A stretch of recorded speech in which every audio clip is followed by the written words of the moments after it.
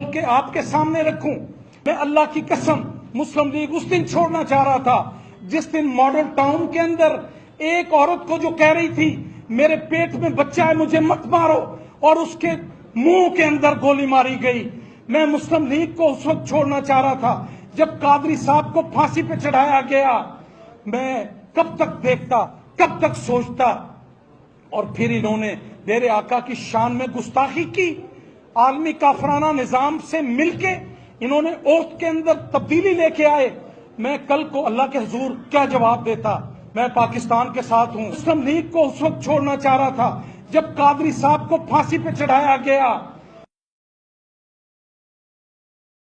کب تک سوچتا، اور پھر انہوں نے میرے آقا کی شان میں گستاخی کی. عالمی کافرانہ نظام سے مل کے انہوں نے اوت کے اندر تبدیلی لے کے آئے. میں کل کو اللہ کے حضور کیا جواب دیتا؟ یہ میں برداشت کر سکتا ہے، لیکن اسلام دشمنی اور پاکستان دشمنی کو کوئی برداشت نہیں کر سکتا.